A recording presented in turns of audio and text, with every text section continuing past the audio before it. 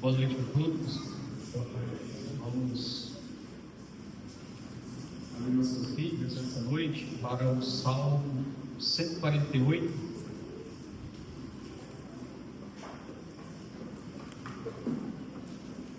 Salmo capítulo 148. Vamos estar examinando esse salmo essa noite. Um salmo de louvor. Nós temos aqui neste salmo um chamado universal para louvar a Deus. No Salmo capítulo 148, nós vamos fazer a leitura desse momento. Começando então o Salmo 148. Aleluia! Louvem o Senhor desde os céus. Louvem nas alturas, louvem todos os seus anjos, louvem todos os seus exércitos celestiais, louvem o sol e a lua, louvem todas as estrelas cintilantes, louvem os mais altos céus e as águas acima do firmamento, louvem todos eles o nome do Senhor, pois ordenou e eles foram criados. Ele os estabeleceu em seus lugares para todo sempre. Deu-lhes um decreto que jamais mudará.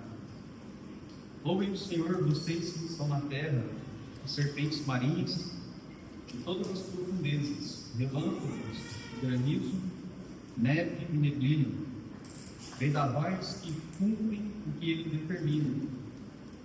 Todas as montanhas e colinas, árvores frutíferas e todos os cedros, todos os animais selvagens e os rebanhos domésticos, todos os demais seres vivos e as aves, reis da terra e todas as nações, todos os governantes e ministros da terra, moços e moças, velhos e crianças, louvem todos o nome do Senhor, pois somente o seu nome é exaltado. A sua majestade está acima da terra e dos céus.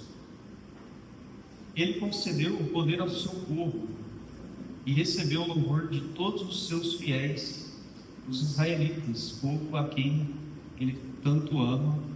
Aleluia. Vamos orar nessa noite. Pai, agradecemos pela tua palavra que está diante de nós nesse momento. Ou seja, nos capacitando, Pai, para entender, compreender e colocá-lo em prática em nossas vidas. Amém? Começando esse momento, em Cristo oramos. Amém. Então nós temos aqui neste salmo um chamado universal para louvar a Deus. O autor deste salmo ele é desconhecido, mas ele é utilizado como um salmo de louvor no Antigo Testamento. O salmo, como eu disse, então, é uma convocação para que toda a criação louve o Criador por aquilo que Ele é e por aquilo que Ele faz. Este salmo, a gente pode dividir ele de acordo com a seguinte estrutura. Do versículo 1 ao versículo 6, nós temos o louvor dos céus. E a primeira parte, do versículo 1 ao versículo 4, nós temos o salmista falando de quem é que deve louvar, e depois versículos 5 e 6, por que essas coisas, né? Nós vamos ver que vai tratar da criação, porque devem louvar a Deus. Do versículo 7 ao 14, nós temos o louvor da terra, e aí vai seguir mais ou menos a mesma estrutura, né? Do versículo 7 ao 12, ele vai falar quem deve louvar, e versículos 13 e 14, por que deve louvar. Então, nós vamos examinar a primeira parte do salmo, dos versículos 1 ao versículo 6, nós temos aqui o louvor dos céus. E dos versículos 1 a 4, ele vai falar quem é que deve louvar. Vamos ler o versículo 1. Começa dizendo: aleluia, louvem o Senhor desde os céus, louvem nas alturas, você tem a tradução ACF, está dizendo aí: louvai ao Senhor. Louvai Ele, e aqui nos diz, nas alturas. O que quer dizer isso, nas alturas? Tudo aquilo que está, do nosso ponto de vista aqui na Terra, que está acima, que está no alto, nas partes mais altas do universo. Então ele vai começar falando do reino celestial. Versículo 2 nos diz: louvem todos os seus anjos, louvem todos os seus exércitos celestiais. Então, anjos e exércitos celestiais, se refere aos anjos reunidos em exércitos. Nós temos vários exemplos disso na Bíblia, e mostra essas passagens de que Deus, ele é o líder desse exército angelical, exército celestial. Então, a primeira convocação aqui começa no alto, e vem dos anjos, a convocação dos anjos.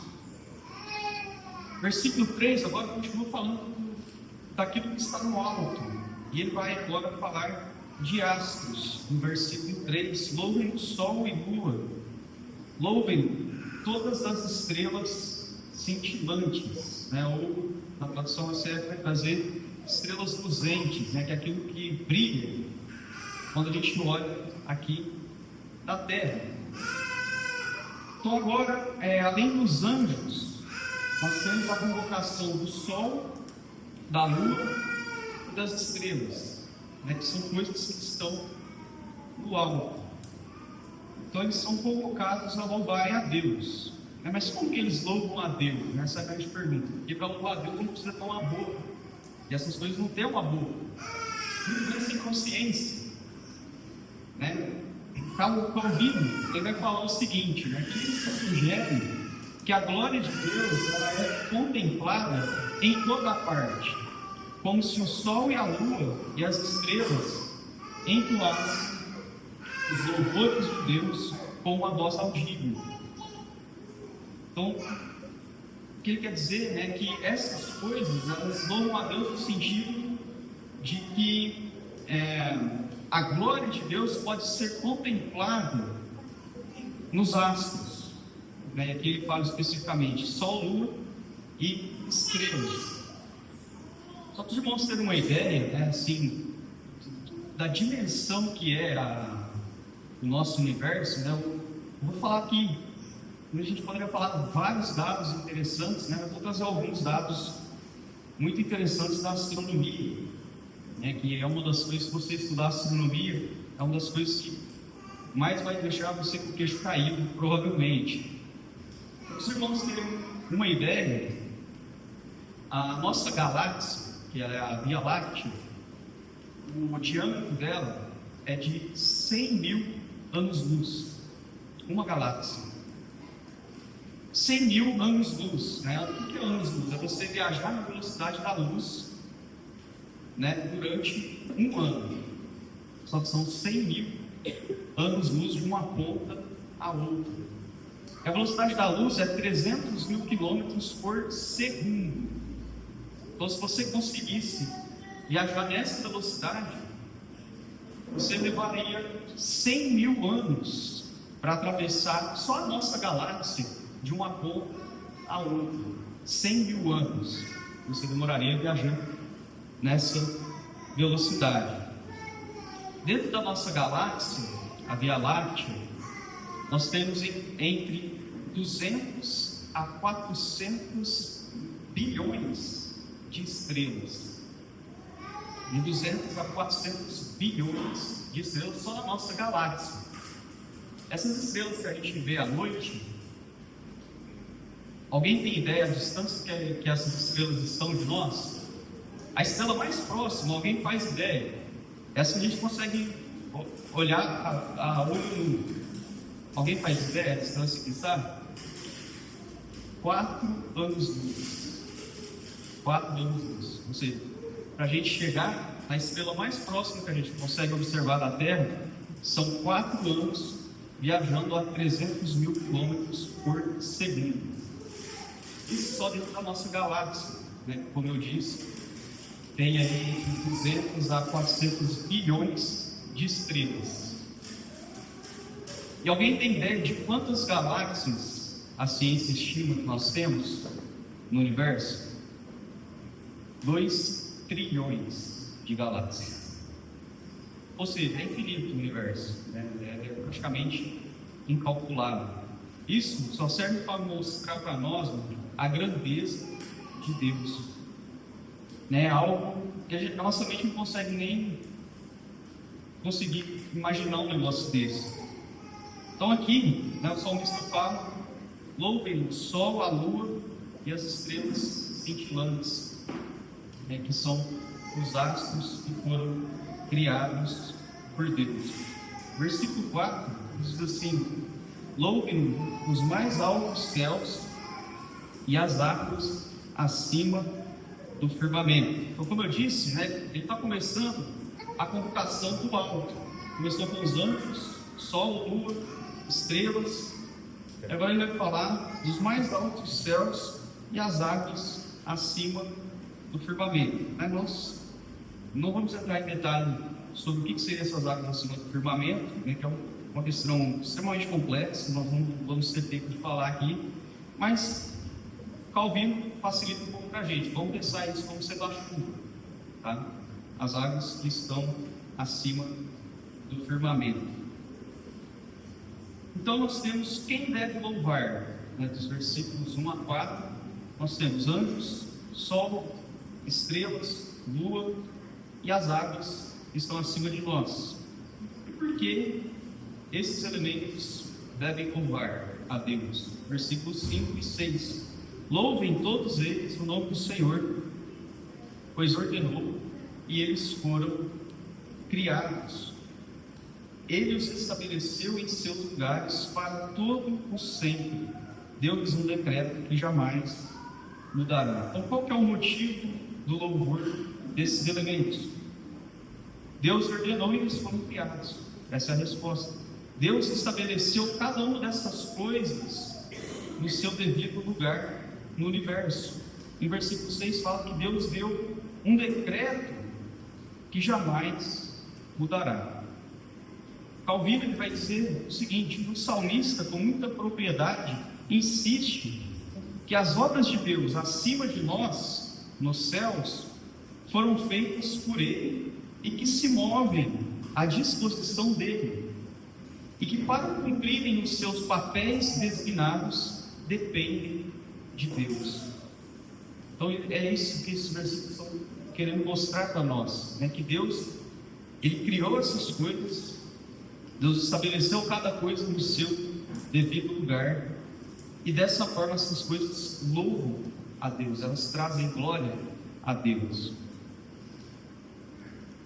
Fala que no versículo 6 que Deus deu um decreto, lhes deu um decreto que jamais mudará. A ACF vai trazer: Deus lhes deu um decreto que não ultrapassarão. O teólogo Albert Barnes ele diz que o seguinte, né, que é esse decreto que jamais mudará? Ele acredita que esse decreto está sendo usado no sentido de um limite que Deus estabeleceu para cada coisa no universo.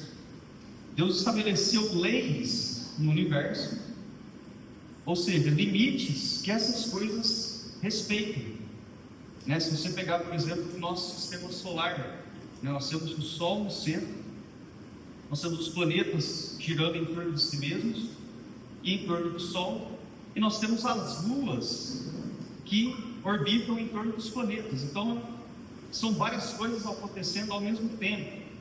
A gente fala aqui do planeta Terra, a gente tem uma lua só, mas se a gente pega, por exemplo, Júpiter tem mais de 50 luas. Agora você imagina, você tem o Sol, você tem o planeta Júpiter, e junto com Júpiter girando em torno do Sol, existem mais de 50 luas girando em torno do próprio Júpiter. Então é um negócio assim que é a gente ficar espantado, como eu disse. A astronomia ela deixa a gente de queixo cair. São os limites que Deus estabeleceu no universo. Há grandes leis no universo, como por exemplo a lei da gravitação dos corpos. Deus demarcou essas leis e as órbitas com uma precisão infalível nos quais todas as coisas se movem. Então, Deus, ele deve ser louvado pela sua obra de Criador de todas as coisas e através dessas leis que Deus estabeleceu que regem todo o funcionamento do universo. Então, esse primeiro é o louvor dos céus. Nós vemos aqui anjos, sol, lua, estrelas, as águas estão acima. E por que tudo isso deve louvar a Deus? Porque Deus ordenou, essas coisas foram criadas, e Deus estabeleceu o limite de cada coisa no universo. Agora, o louvor que começa de cima, ele começa a descer. A partir do versículo 7, nós temos o louvor da terra. E quem deve louvar agora, nesse louvor da terra? Começando no versículo 7, nós temos serpentes marinhas e as profundezas. Vamos ler o versículo 7. Diz assim: louvem o Senhor, vocês que estão na terra, serpentes marinhas e todas as profundezas. Serpentes marinhas, esse termo no hebraico, ele é um termo muito complexo, muito difícil de traduzir. Se você tem, por exemplo, a ACF, vai trazer baleias. Como assim, serpente para baleia é um negócio muito diferente, Mas é porque a palavra hebraica aqui é muito complexa, A palavra hebraica tanim tem um significado muito amplo, mas ela traz a ideia de um animal muito grande, poderoso, talvez até um pouco mitológico, Então por isso que tem essa dificuldade de traduzir, A gente não sabe exatamente do que se tratava, naquela época o termo, mas é um animal grande, marinho, muito poderoso, e que às vezes até tem uma ideia mitológica. Então ele fala dessas serpentes marinhas e depois fala das profundezas, ou os abismos. Então agora, em uma antífona responsiva da terra, espelhando aquela do céu, o louvor agora ele vai começar a chegar até ao homem que tem consciência de Deus. E nós vamos ver no final do Salmo, vai chegar até as pessoas que estão em aliança com o próprio Deus. Começa falando então aqui das serpentes marinhas ou baleias e as profundezas. Versículo 8: relâmpagos e granizo, neve e neblina, vendavais que cumprem o que ele determina. Se você tem a CF, está dizendo aí: fogo e saraiva, neve e vapores, vento tempestuoso que executa a sua palavra. Ou seja, se a gente for resumir todas essas palavras aqui, no versículo 8 está falando dos fenômenos da natureza. Então, os fenômenos da natureza, como por exemplo relâmpago, neve, neblina, todas essas coisas obedecem às leis estabelecidas por Deus. É isso que o salmista quer nos mostrar. E agora o versículo 9, ele diz: todas as montanhas e colinas, árvores frutíferas e todos os cedros. Então, ele começou vindo de cima, e agora ele está vindo para as coisas que estão na superfície da terra, mas que ainda são altas, como por exemplo aqui, montanhas, coisas que estão no alto, mas já estão com a sua base na superfície da terra. Montanhas, colinas, árvores frutíferas e cedros. Por que ele fala de cedros? Porque o cedro ele é uma árvore muito alta. Uma árvore muito alta, tem cedro que pode ter mais de 35 metros de altura. Uma árvore muito alta. Então ele está descendo, está vindo do céu e agora ele está descendo, mas ainda tem algumas coisas aqui muito altas ainda, como montanhas e cedros, por exemplo. No versículo 10 ele vai descer, vai continuar descendo mais um pouco.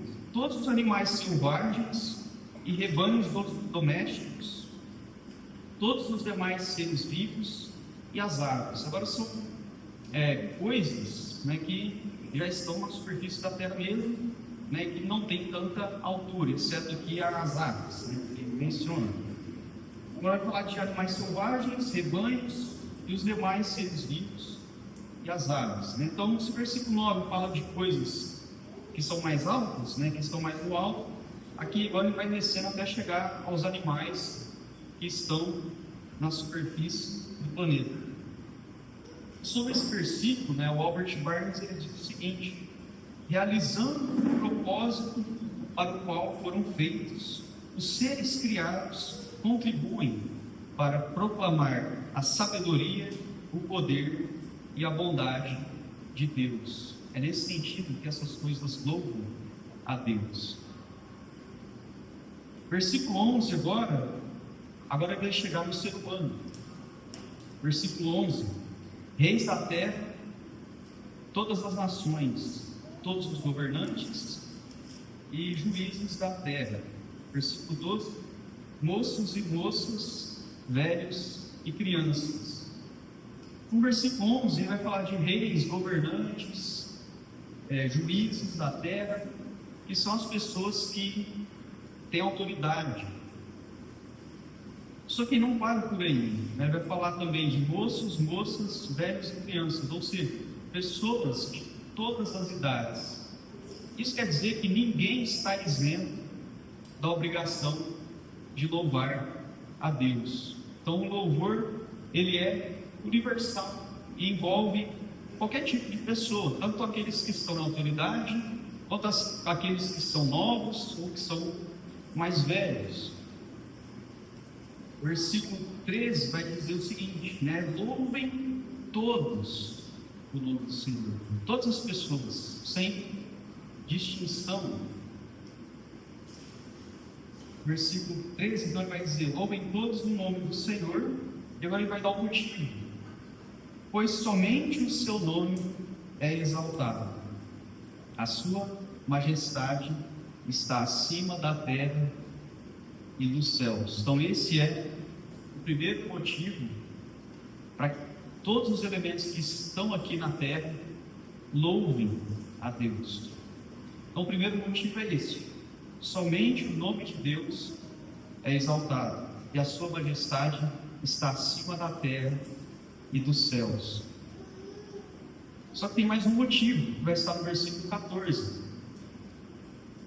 Ele concedeu poder ao seu povo e recebeu o louvor de todos os seus fiéis, dos israelitas, povo a quem ele tanto ama. Então o primeiro motivo que ele dá para o louvor da terra é que o nome de Deus é exaltado e ele está acima de todo nome. E o segundo motivo é que ele tem exaltado Israel na terra.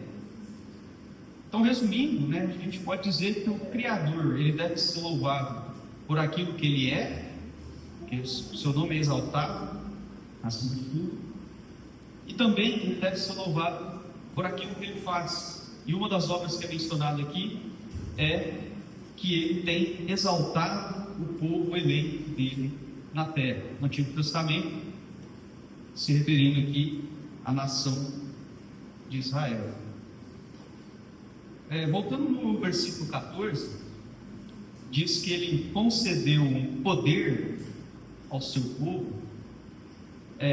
Uma tradução muito literal do termo vai trazer o termo chifre, e é realmente esse termo que está lá no hebraico, né, que Deus tem levantado um chifre ao seu povo, né? Só que não faz sentido muito para a gente traduzir dessa forma, né? Porque a conotação do chifre naquela época é diferente da nossa hoje. O chifre significa, né, que o chifre do animal naquela época simbolizava força, vigor, energia. Então por isso, né, que, por exemplo, a minha tradução ela traz: Deus concedeu poder ao seu povo. Essa seria uma tradução mais da ideia, aquilo que é esse chifre. Calvino ele diz o seguinte, né, sobre o chifre aqui no hebraico, que o salmista queria dizer que a bênção divina ela é evidente em meio ao seu povo, porque ela só floresce e se torna poderosa por meio da força dele. Então, o povo de Deus, Deus concede essa força, né? O povo de Deus ele tem essa força porque essa força é derivada da força do próprio Deus, segundo diz Calvino. E ele fala, né, que Deus ele concedeu poder ao seu povo, recebeu o louvor de todos os seus fiéis, os israelitas. E ele diz, né, povo a quem ele tanto ama. Ou em outra tradução vai dizer, povo que lhe é chegado. E aqui, né, esse povo que lhe é chegado, essa expressão ela nos recorda da aliança de Deus com o seu povo. A graciosa aliança com relação à nação de Israel, essa aliança que Deus fez lá com Abraão, lá atrás, no livro de Gênesis. Depois nós vamos ter uma aplicação aqui, em cima deste versículo, né, mas para nós agora, no Novo Testamento, que somos o povo que estamos em aliança com Deus. O teólogo Derek Kidner, resumindo o que esse salmo nos traz, ele diz o seguinte: começando com os seres angelicais e descendo pelos céus até as várias formas e criaturas da terra, conclamando depois a raça humana e finalmente o povo escolhido, a chamada ao louvor reúne a criação inteira. Se a gente fosse resumir a ideia desse salmo, seria isso, né? Começando desde lá de cima e chegando até a terra, tudo é conclamado a louvar a Deus. Toda a criação é convocada a louvar a Deus. Nós vemos hoje à noite, né, quais são os motivos para isso. Deus estabeleceu todas as coisas em seu devido lugar. Deus criou todas as coisas. O nome de Deus é o nome que está acima de tudo, e Ele concedeu poder, graça ao seu povo. Então esses são os motivos para que toda a criação louve a Deus, louve o Criador.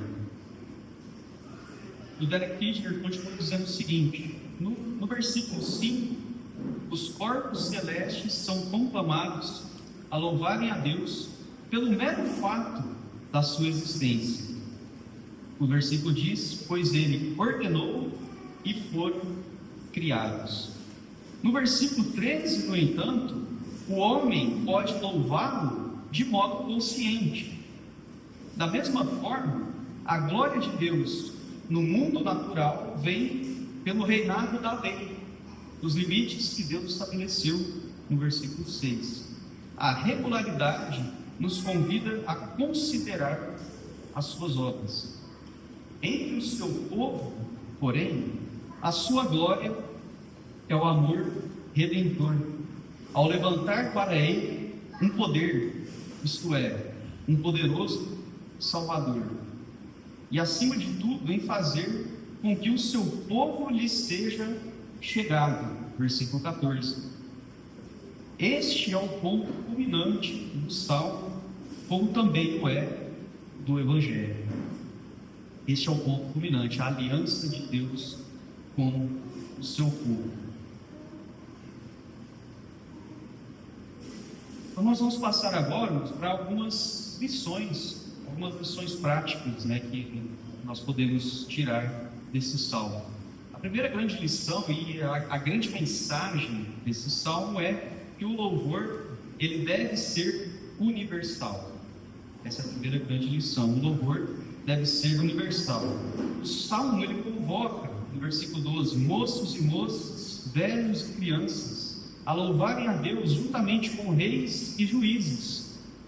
Isso quer dizer que não existe nenhuma barreira social ou barreira de idade, mostrando que o louvor ele deve ser uma responsabilidade de todos, envolve todas as pessoas. Isso quer dizer que o louvor ele não é restrito a, por exemplo, a um grupo exclusivo de pessoas, às vezes que vem aqui na frente para tocar, para ajudar a congregação. O louvor não é só uma obrigação dessas pessoas, não é algo exclusivo de apenas algumas pessoas. Cada membro da congregação, independente da classe social, independente da idade, deve louvar a Deus. Esse é o chamado do Salmo.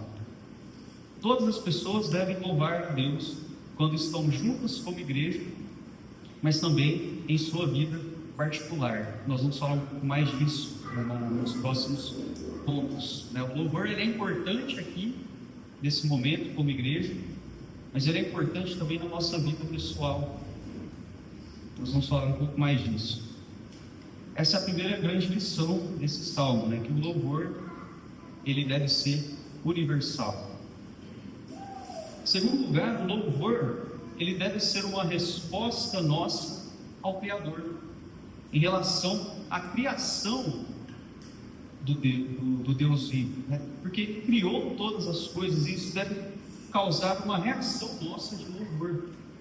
O Salmo nos lembra que cada aspecto da criação, desde o sol, as estrelas, ele fala depois de serpentes marinhas, animais, répteis, vento, fenômenos da natureza, tudo cumpre o propósito estabelecido por Deus, por simplesmente existirem e obedecerem às leis que Deus estabeleceu. Então, nesse sentido, nós precisamos entender toda a criação como um grande hino das obras de Deus. Precisamos ter essa compreensão, que a criação de Deus ela é como um hino, que está louvando o Criador. Então nós devemos louvar a Deus por toda a criação, reconhecendo que mesmo elementos que não têm voz, ou que talvez não tenham consciência, até eles louvam o Criador. Esse é o segundo ponto.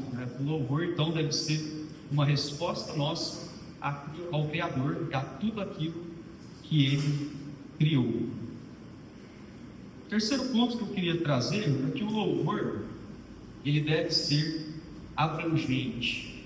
E aí nós vamos falar um pouco mais aqui do conceito do Novo Testamento. No Antigo Testamento, o louvor está muito relacionado à música, a cantar, a louvar a Deus, exaltar a Deus. Mas o louvor, na vida do Salmo, ele não se resume apenas a isso. Isso é importante, claro, faz parte da vida do Salmo. Mas o Novo Testamento, ele nos ensina que a adoração a Deus, ela vai muito além de apenas cantar, apenas de louvar. E a verdadeira adoração, ela na verdade abrange a nossa vida toda. Toda a nossa vida deve ser uma adoração a Deus. Então, como nós podemos louvar a Deus? E eu vou trazer aqui algumas formas. A primeira, que é o ponto central do Salmo, é através da música, o louvor a Deus. E aí pode ser tanto o louvor congregacional, quanto também o louvor individual. Quando nós não estamos aqui, nós podemos cantar e louvar a Deus no nosso dia a dia. Então, através da música, essa é a primeira forma. Outra forma como nós podemos louvar a Deus, através da oração.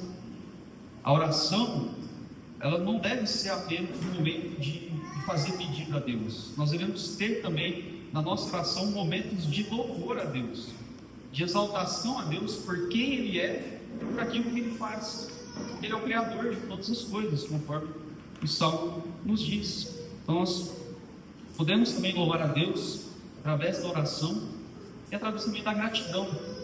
Quando nós estamos num coração grato, nós estamos louvando a Deus.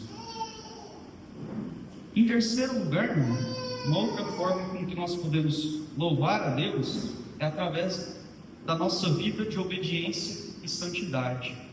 Essa é uma outra forma com que nós podemos louvar e adorar a Deus.